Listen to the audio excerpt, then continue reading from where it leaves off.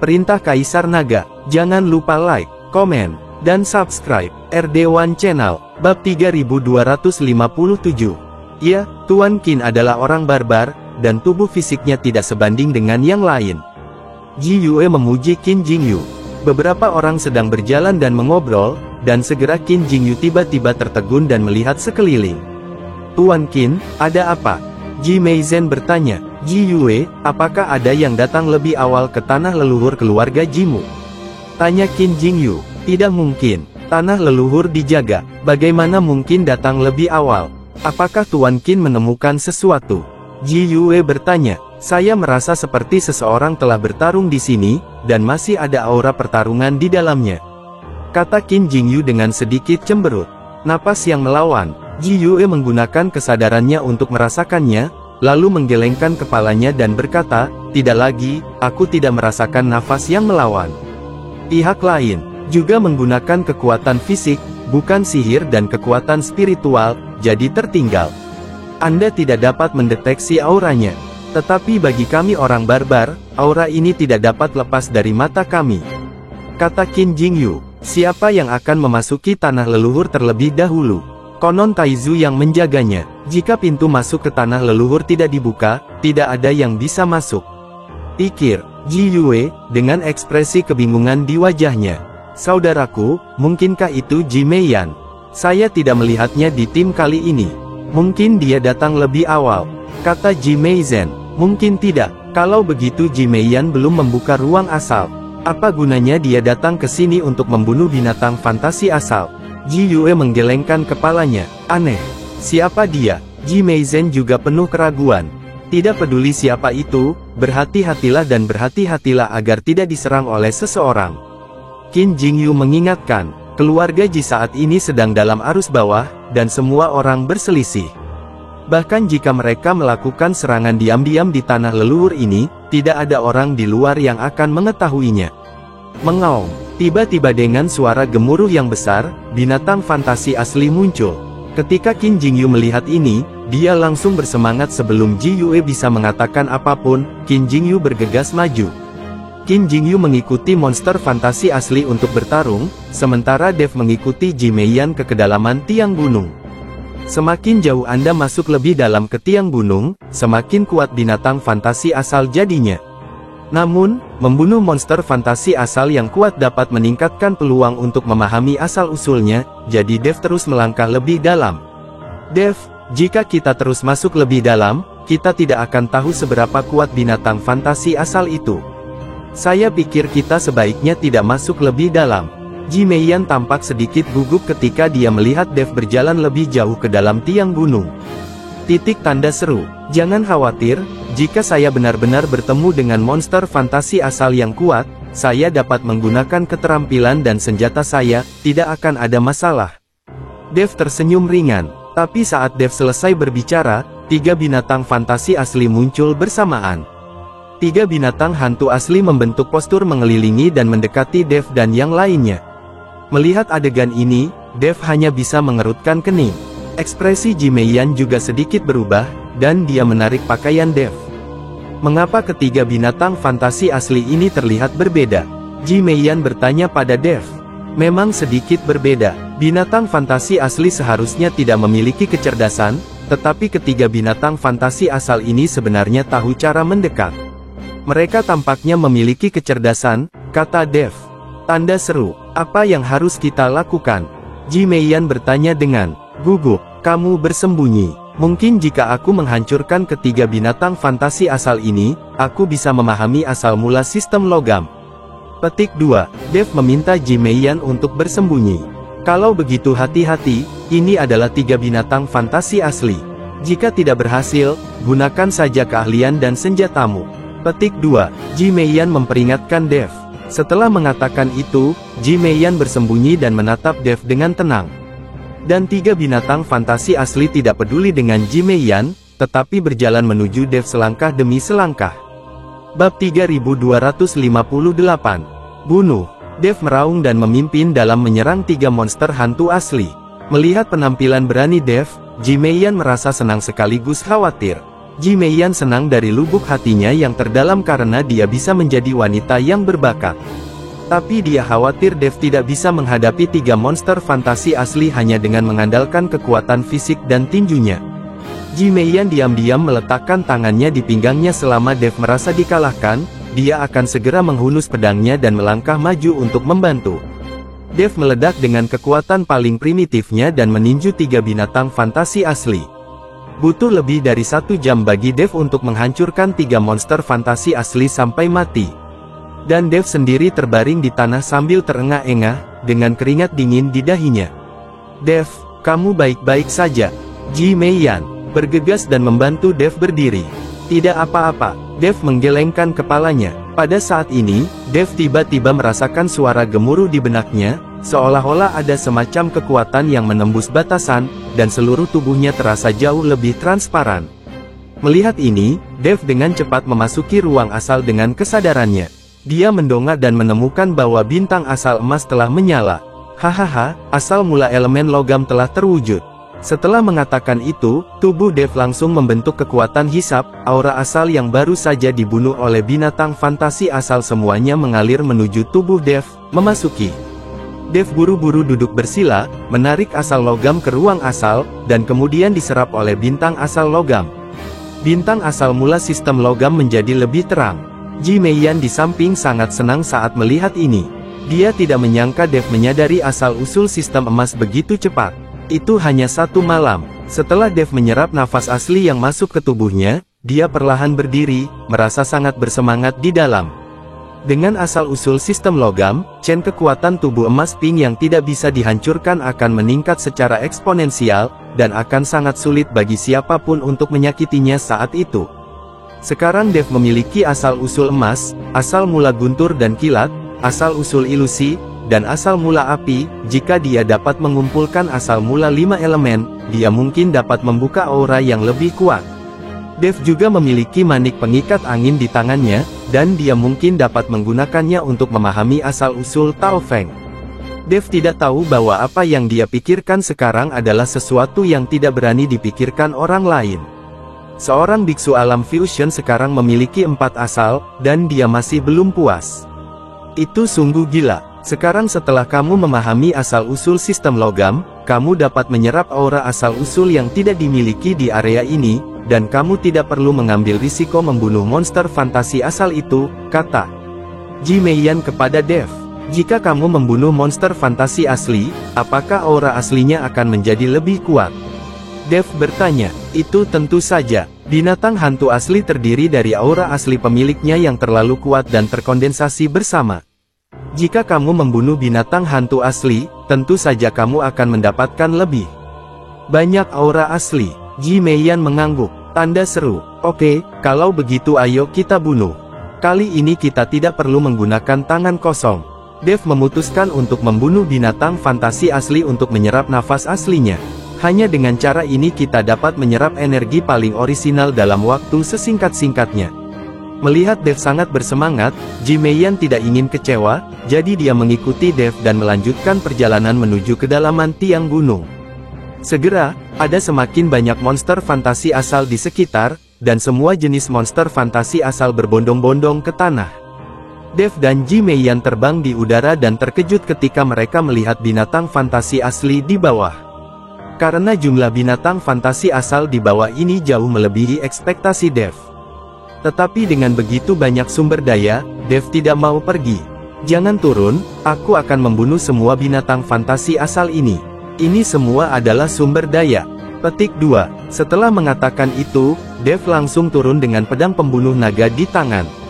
Bab 3259. Dev bisa menggunakan keahliannya kali ini dan juga bisa menggunakan pedang pembunuh naga, jadi dia tidak perlu mundur. Dev mengayunkan pedang pembunuh naga di tangannya, dan cahaya pedang muncul seperti badai yang dahsyat. Kemanapun cahaya pedang lewat, binatang fantasi asli itu langsung dipotong-potong. Binatang fantasi asli terbunuh, dan sejumlah besar aura asli naik ke langit, dan Dev dengan rakus menyerapnya. Ada berbagai macam aura asli di dalamnya, tetapi selain asal-usul yang dirasakan oleh Dev, Aura asli lainnya hanya dapat memasuki tubuh Dev seperti sutra, dan kemudian perlahan menghilang di ruang aslinya. Tanpa penyerapan dan penyimpanan bintang asli, bahkan jika nafas asli lainnya diserap oleh Dev, mereka tidak akan bisa tinggal di dalam tubuhnya. Udara, Ji Meiyan terkejut saat melihat Dev menyerap aura aslinya. Yang lain menyerap satu demi satu sumber, tetapi Dev ternyata adalah sekumpulan ikan dan naga, menghirup semua nafas asli ke dalam tubuhnya. Untungnya, ruang asli Dev adalah bintang-bintang di alam semesta, tidak terbatas dan tidak ada jumlah aura asli yang dapat mengisinya. Jika ruang sumbernya tidak besar, seperti metode Dev dalam menyerap sumbernya, dia mungkin akan meledak dan mati. Saat ini, Dev sedang membunuh banyak orang di tiang gunung. Sedikit yang dia tahu bahwa binatang fantasi asli yang dia bunuh telah dipadatkan dan diubah setelah bertahun-tahun. Menurut metode pembunuhannya, diperkirakan keluarga Ji akan membuka tanah leluhur nanti, sulit untuk melihat binatang fantasi aslinya lagi. Tidak jauh dari pintu masuk tiang gunung, wajah Qin Jingyu sangat jelek, hanya ada terlalu sedikit binatang hantu asli di tanah leluhur Anda. Anda hanya menemukan beberapa binatang hantu asli di sepanjang jalan. Kapan ini akan terjadi? Bagaimana saya bisa memahami asal-usul elemen logam? Tuan Qin, dikatakan bahwa ada banyak binatang fantasi asal-usul di tanah leluhur kita. Ada lusinan orang yang memasuki tanah leluhur setiap saat, tetapi mereka dapat memasuki tiang gunung ini untuk memburu asal-usulnya. Tidak banyak orang yang menjadi binatang hantu. Lagi pula, tidak semua anak dari keluarga Ji bisa membuka ruang aslinya dan merasakan nafas aslinya. Kurang dari BR lebih besar dari Ji Yue mengikuti Qin Jingyu untuk menjelaskan. Memang ada beberapa binatang hantu asli. Mungkinkah seseorang benar-benar datang lebih dulu dan memburu binatang hantu asli di depan, dan kami baru saja mengambil binatang hantu asli yang hilang di belakang? Ji Meizen juga merasakan agak aneh memang. Binatang hantu asli ini hanya ada sedikit hewan. Ayo bergerak cepat. Mungkin kita bisa menemukan orang yang datang di depan. Petik 2. Qin Jingyu memutuskan untuk tidak membunuh binatang fantasi aslinya, tapi dengan cepat berjalan ke kedalaman tiang gunung untuk melihat apakah seseorang masuk lebih dulu. Ji Yue dan Ji Meizen sama-sama mengangguk dan menyetujui usulan Qin Jingyu, jadi mereka bertiga mempercepat langkah mereka. Saat mereka bertiga bergerak maju dengan cepat, semakin jauh mereka berjalan, mereka menjadi semakin ketakutan. Karena dalam perjalanannya, mereka jarang bertemu dengan monster fantasi asli, yang mana sangat aneh.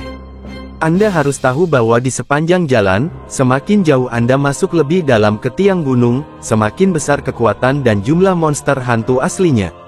Tapi sekarang, semakin dekat mereka, semakin sedikit mereka menemukan bayangan binatang fantasi aslinya. Aneh sekali, kemana perginya semua monster fantasi asli ini? Ji Yue mengerutkan kening, dan dia tidak tahu kemana perginya monster fantasi asli itu. Setelah melakukan perjalanan hampir setengah jam, Qin Jingyu tiba-tiba berhenti. Tuan Qin, mengapa kamu berhenti? Apakah kamu menemukan sesuatu? Petik 2. Ji Yue bertanya pada Qin Jingyu. Tidak bisakah kamu merasakannya? Ada orang yang bertarung di depan, dan pertarungannya cukup sengit, dan auranya sangat berfluktuasi. Kata Qin Jingyu. Ketika Ji Yue dan Ji Meizen mendengar ini, mereka dengan cepat menggunakan kesadaran mereka dan langsung mendeteksi fluktuasi aura di depan mereka. Fluktuasi aura yang begitu besar jelas berarti seseorang sedang bertarung. Ayo, kita bergegas dan melihat. Aku harus menangkap orang yang menyelinap ke tanah leluhur. Ji Yue bergegas maju dengan tidak sabar. Perintah Kaisar Naga, jangan lupa, like, komen, dan subscribe, RD1 Channel, bab 3260. Saudaraku, tunggu. Ji Meizen buru-buru menyusul. Ketika Qin Jingyu melihat ini, dia hanya bisa mengejarnya. Tidak lama setelah ketiga orang itu bergerak maju, suara pertarungan di depan menjadi semakin jelas. Pada saat ini, Dev sedang membunuh monster fantasi asal tersebut. Setiap kali dia membunuh monster fantasi asal, aura asal mengalir ke tubuh Dev, membuat bintang-bintang di ruang asal Dev menjadi semakin terang. Tetapi ketika Dev sedang membunuh dengan penuh semangat, dia tiba-tiba merasakan seseorang mendekat, jadi dia mengerutkan kening, dan tubuhnya langsung terangkat ke udara, membuat postur waspada. Ada apa? Ji Meiyan bertanya. Seseorang datang, sepertinya 3 orang. Kata Dev. Mengapa seseorang datang ke sini? Saya ingat di antara orang-orang yang memasuki tanah leluhur kali ini, tidak ada yang membuka ruang sumber. Bagaimana mereka bisa sampai ke tiang gunung ini? Wajah Ji Meiyan penuh keraguan. Tanda seru. Saat ini, Ji Yue dan yang lainnya telah tiba. Ketika mereka melihat Ji Meiyan dan Dev, mereka semua tercengang. Sekarang, mereka tahu siapa yang diam-diam menyelinap ke tanah leluhur dan siapa yang membunuh binatang fantasi asal di gunung ini. Ji Meiyan, kamu sangat berani. Kamu benar-benar berani menyelinap ke tanah leluhur bersama orang luar dan datang ke sini untuk membunuh binatang fantasi asli. Kamu menipu orang lain dan pantas mati. Ji Meiyan awalnya mengikuti Ji Meiyan. Yan tidak menghadapinya dan langsung berteriak setelah melihat ini. Ji Meiyan, kamu melanggar sila leluhur dan berani membawa orang luar ke tanah leluhur, kenapa kamu tidak segera datang dan meminta maaf? Ji Yue juga berteriak dengan marah. Ji Meiyan, sebaliknya, tidak takut sama sekali, dan perlahan jatuh, lalu dia mengalihkan perhatiannya ke Qin Jingyu dan berkata, bukankah kalian berdua juga membawa masuk orang luar? Lalu apa kejahatanmu? Ini Tuan Qin dari Istana Juman. Dia datang atas perintah kepala keluarga.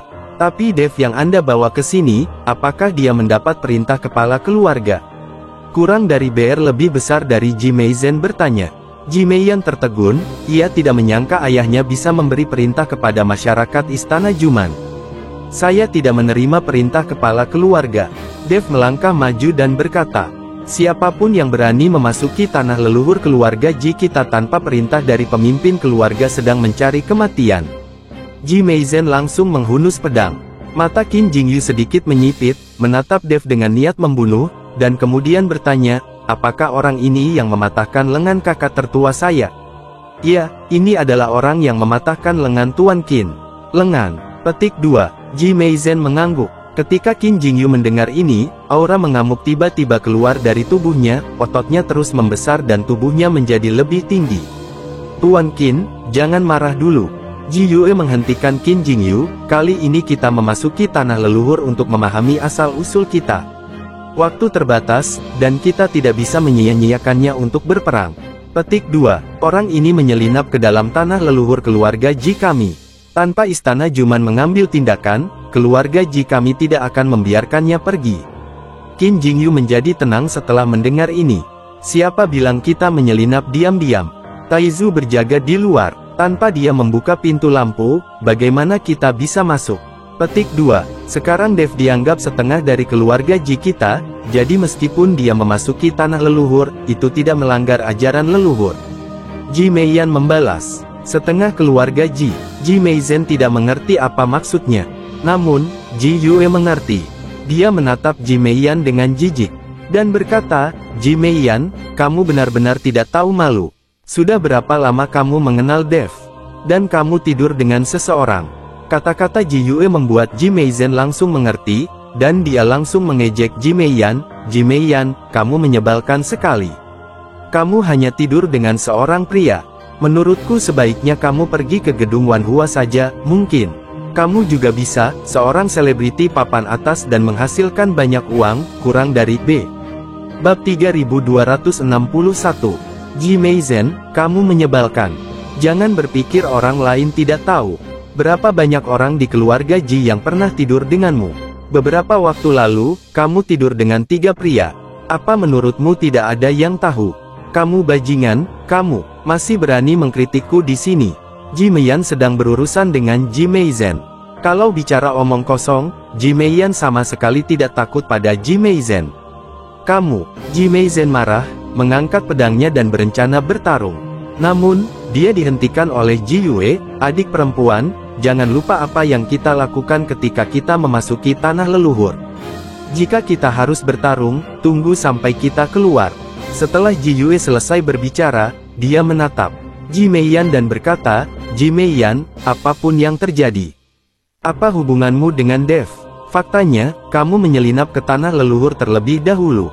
Setelah tanah leluhur ditutup, aku akan lihat bagaimana kamu menjelaskannya. Jangan berdebat dengan kamu hari ini. Setelah Ji Yue selesai berbicara, dia memberi isyarat ke arah Ji Meiyan dan Qin Jingyu. Dia pergi hanya dengan melihat. Bagaimana aku menjelaskannya, itu bukan urusanmu. Ji Meiyan mendengus, lalu mengeluh, mengapa ayahku memberi perintah kepada orang-orang di Istana Juman? Apakah kamu bingung? Kepala Ji yang melakukan ini, mungkin. Dia tidak punya pilihan selain dipaksa. Dev tahu bahwa Ji Lianying tahu tentang kolusi Ji Lianying dengan Istana Juman, bagaimana dia bisa memberi perintah kepada kepala Istana Juman. Pasti karena suatu alasan, saya terpaksa tidak punya pilihan. Abaikan saja untuk saat ini, kamu harus cepat dan menyerap aura aslinya. Jika orang-orang itu datang untuk membuat masalah, tidak akan ada waktu. Ji Meiyan meminta Dev untuk terus membunuh binatang fantasi asli dan menyerap aura aslinya. Ji Yue dan 3 lainnya pergi dan berjalan lebih jauh ke tiang gunung. Sebagian besar monster fantasi asli tertarik dan dibunuh oleh Dev, jadi mereka hanya bisa berjalan lebih jauh ke dalam gunung. Saudaraku, kenapa kamu menghentikanku sekarang? Di tanah leluhur ini, bahkan jika kita membunuh mereka berdua, siapa tahu? Petik 2. Ji Meizen berkata kepada Ji Yue dengan sangat tidak puas. Apakah menurutmu mereka begitu mudah untuk ditangani? Sejak itu Dev dapat mengambil alih Adipati Agung Qin. Jika lengan Zi patah, maka dia pasti memiliki kekuatan yang baik. Petik 2. Dan orang ini juga seorang apoteker. Yang terpenting dia datang bersama saudara ke-6. Jika kita ingin memenangkan saudara ke-6, kita tidak bisa menyentuhnya. Jadi sebelum kamu memahami kekuatan apa yang dimiliki paman ketiga sekarang, lebih baik jangan menyentuh orang-orang yang dibawa oleh kakak ke-6. Ji Yue berkata kepada Ji Meizen. Ketika Ji Meizen mendengar ini, dia merasa apa yang dikatakan Ji Yue masuk akal, jadi dia tidak mengatakan apa-apa lagi. Mereka bertiga terus masuk lebih dalam, dan perlahan-lahan jumlah binatang fantasi asal meningkat. Qin wajah Jing Yu dipenuhi dengan kegembiraan. Terus-menerus membunuh binatang fantasi asal. Sebagai seorang barbar, kekuatan fisiknya sangat kuat, bahkan dengan tangan kosong, tidak sulit untuk membunuh binatang fantasi asal. Binatang fantasi asal ini terlalu lemah, saya masih perlu menemukan beberapa hanya binatang fantasi asli yang kuat. Yang bisa melakukannya. Kata Qin. Jing Yu terus bergerak maju. Tuan Qin, jika Anda bergerak maju, saya khawatir akan ada bahaya. Lagi pula, kita belum pernah memasuki kedalaman tiang gunung ini. Ji Yue berkata kepada Qin Jing Yu. Apa yang kamu takutkan? Selama aku di sini, aku dapat dengan mudah membunuhnya bahkan jika dia adalah binatang fantasi yang kuat. Petik 2. Qin Jing Yu sama sekali tidak mendengarkan bujukan Ji Yue, dan bersikeras untuk melangkah lebih dalam. Melihat ini, Ji Yue dan Ji Meizen tidak punya pilihan selain mengikuti. Mereka bertiga berjalan lebih dari 1 jam, dan sepertinya sudah mencapai ujung tiang gunung. Tanda seru, tidak ada jalan di depan mereka, dan puncak gunung besar berdiri di depan mereka. Dan di puncak gunung ini, ada sebuah gua besar dengan pintu masuk yang gelap, seperti mulut berdarah seorang binatang. Melihat gua di depan mereka, Ji Yue dan Ji Meizen sedikit bergidik, selalu merasa ada sesuatu yang menakutkan di dalam. Qin Jing Yu sangat bersemangat, karena dia tahu pasti ada binatang fantasi asli yang lebih kuat yang tersembunyi di gua ini. Mungkin jika dia ada di sini dan membunuh monster fantasi asal, dia bisa menyadari asal-usulnya. Ayo masuk dan lihat, kata Qin Jing Yu. Bab 3262. Tuan Qin, ayo kita tidak masuk, kan? Saya merasa pasti ada sesuatu yang menakutkan di gua ini, kata Ji Meizen dengan sedikit khawatir. Karena kamu takut, maka kamu tunggu saja di luar dan aku akan masuk sendiri, kata Qin Jing Yu dan berjalan menuju gua.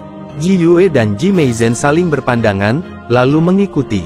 Mereka takut sesuatu akan terjadi pada Qin Jing Yu. Jika sesuatu yang tidak terduga terjadi, mereka tidak akan bisa mengikuti Istana Juman untuk menjelaskan. Apalagi kerjasama, Istana Juman mungkin tidak bisa jatuh bersama mereka. Memasuki gua, warnanya gelap gulita tanpa cahaya sama sekali, dan ada bau mengerikan di dalamnya yang membuat orang bergidik. Saat mereka bertiga masuk lebih dalam, cahaya berangsur-angsur muncul di dalam gua, dan kemudian cahaya itu menjadi semakin kuat, dan akhirnya muncul seberkas cahaya keemasan, yang membuat mereka tidak bisa membuka mata. Ketika mereka bertiga sudah terbiasa, mereka menemukan bahwa ada hantu binatang seperti bukit di depan mereka, dan binatang hantu ini memiliki penampilan emas. Itu jelas merupakan binatang hantu super yang terbentuk dari asal mula elemen logam. Melihat binatang hantu di depan mereka, Ji Yue dan Ji Meizhen sama-sama terkejut, sementara Qin Jingyu tampak bersemangat dan tidak menunjukkan rasa takut sama sekali. Hebat, binatang fantasi asal-usul yang besar. Jika saya membunuh binatang fantasi ini, saya pasti akan dapat memahami asal-usul sistem logam. Asal-usulnya saat ini, dia tidak peduli dengan kekuatan binatang fantasi asli di depannya. Qin Jingyu mengatakan ini dan hendak melangkah maju, tapi ditahan oleh Ji Yue. Tuan Qin, saya pikir kita tidak boleh memprovokasi binatang fantasi asli ini. Binatang fantasi asal ini terlihat menakutkan. Jika kita memprovokasi, kita mungkin bahkan tidak akan bisa keluar dari gua, kata Ji Yue kepada Qin Jingyu dengan cemas. Tanda seru, lepaskan, kamu pengecut, jika kamu takut, keluarlah dan aku akan menangani binatang hantu ini. Qin Jingyu melirik Ji Yue dengan jijik. Tapi saat Qin Jingyu selesai berbicara, bumi tiba-tiba berguncang, dan binatang fantasi asli yang besar itu bergerak, dan kemudian matanya seperti lonceng tembaga menatap Qin Jingyu dan mereka bertiga. Mereka bertiga mengikuti binatang fantasi asliku dengan mata besar dan mata kecil, dan mereka tertegun sejenak. Oh, binatang fantasi asal itu meraung, dan mereka bertiga bereaksi dan kemudian mundur. Binatang hantu asal bangkit dan menuju ke arah mereka bertiga. Di bawah binatang hantu asal yang besar ini, ada binatang hantu asal yang lebih kecil yang tak terhitung jumlahnya, bergegas menuju 3 orang dalam masa gelap. Melihat pemandangan ini, mereka bertiga tercengang, berbalik dan lari keluar gua. Apa gerakannya? Pada saat ini, Dev, yang sedang membunuh binatang fantasi asli dan menyerap aura aslinya, sepertinya merasakan suatu gerakan, jadi dia berhenti dan sedikit mengernyit. Tidak ada gerakan, aku tidak merasakan apa-apa. Ji Meiyan merasakannya dan menemukan bahwa tidak ada gerakan sama sekali. Tidak, pasti ada gerakan, dan gerakannya tidak kecil. Dev mulai memancarkan kesadarannya, tetapi saat Dev baru saja memancarkan kesadarannya, sumber aura yang kuat tiba-tiba masuk seperti banjir, menyebabkan Dev dan Ji Meiyan tidak memperhatikan, dan mereka terlempar jauh. Aura yang sangat kuat, mata Ji Meiyan menunjukkan keterkejutan. Ini adalah aura aslinya, pasti ada binatang fantasi asli yang kuat di depan. Ayo pergi dan lihat, kata Dev dan berlari ke depan. Tapi setelah berlari 2 langkah, saya merasakan tanah bergetar di kejauhan, dan terdengar suara gemuruh di langit. Saat bumi bergetar semakin hebat, sesuatu yang gelap di kejauhan mendekat dengan cepat. Ji Meiyan meliriknya, pupil matanya tiba-tiba menyusut dan dia berkata, mengapa ada begitu banyak binatang fantasi asal? Dan lihat binatang fantasi asal emas di depanmu, itu terlalu besar. Bersambung,